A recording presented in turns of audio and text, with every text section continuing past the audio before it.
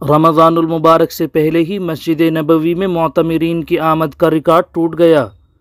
मस्जिद नबवी के निगरां इदारे की जानिब से जारी किए गए एदाद व शुमार के मुताबिक 12,000 से ज़ायद माज़ूर अफराद ने भी रोज़ा रसूल पर हाज़िरी दी।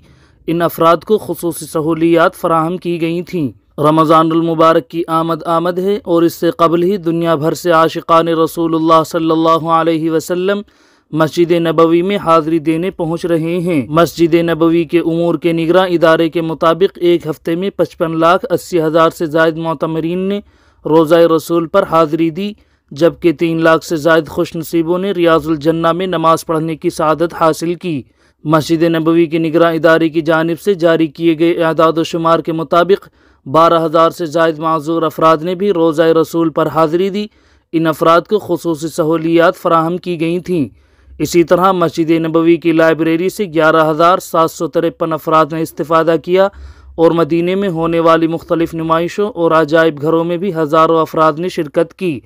मोतमिरीन और इबादत गुजारों की बढ़ती हुई तादाद के पेश नज़र मोतमिरीन को हर किस्म की सहूलियात की फ़राहमी को यकीनी बनाया जा रहा है। याद रहे कि कोरोना वबा के ख़ात्मे के बाद गुज़िश्ता 2 सालों से मदीना पहुँचने वाले ज़ायरीन की तादाद में बड़ा इजाफ़ा हुआ है और रमज़ान के करीब आते आते ये तादाद बढ़ती ही जा रही है। किसान तहरीक का 5वां दिन, हरियाणा में ट्रैक्टर मार्च, मुजफ्फरनगर में पंचायत। हरियाणा में भारतीय किसान यूनियन की चिढ़ोनी ग्रुप की कॉल पर दोपहर 12 बजे से ट्रैक्टर मार्च का आगाज़ किया जाएगा। इस मौके पर बड़ी तादाद में किसान अपने ट्रैक्टरों के साथ जमा होंगे। किसानों की तहरीक का आज 5वां दिन है। पंजाब के किसानों ने मंगल को दिल्ली की तरफ मार्च शुरू किया था, लेकिन हरियाणा पंजाब की सरहदों पर सिक्योरिटी एहलकारों ने उन्हें रोक दिया। इसके बाद से मुजाहिरीन दोनों सरहदों पर खड़े हैं। हरियाणा में भारतीय किसान यूनियन के चिढ़ोनी ग्रुप की कॉल पर दोपहर 12 बजे से ट्रैक्टर मार्च का आगाज़ किया जाएगा।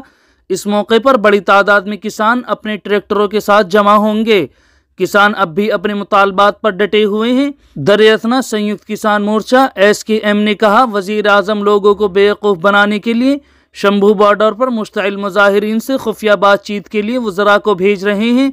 MSP कमेटी जो तश्कील दी गई थी, उसके अराकीन खुलेआम MSP देने की मुखालफत कर रहे थे।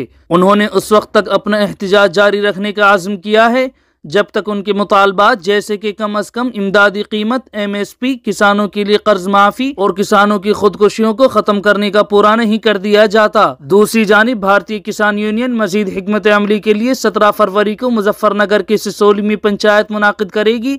किसान रहनुमा और भारतीय किसान यूनियन के कौमी तर्जमान राकेश टिकैत ने जुमे को संयुक्त किसान मोर्चा SKM की तरफ से दी गई भारत बंद की कॉल पर मुनाकिद एहतजाज में शिरकत की। टिकैत ने कहा, हम फैसलों के लिए कम अज़ कम इमदादी कीमत, MSP की कानूनी ज़मानत, स्वामीनाथन कमेटी की रिपोर्ट के निफाज, किसानों के कर्ज माफ़ी वगैरह के मुतालबात के खिलाफ एहतजाज कर रहे हैं। ये पूछे जाने पर कि क्या उनका दिल्ली जाने का कोई इरादा है, टिकैत ने कहा, हफ्ते को सिसोली मुजफ्फरनगर में महाना पंचायत है, हम इसमें मुस्तकबिल की हिकमत अमली तय करेंगे।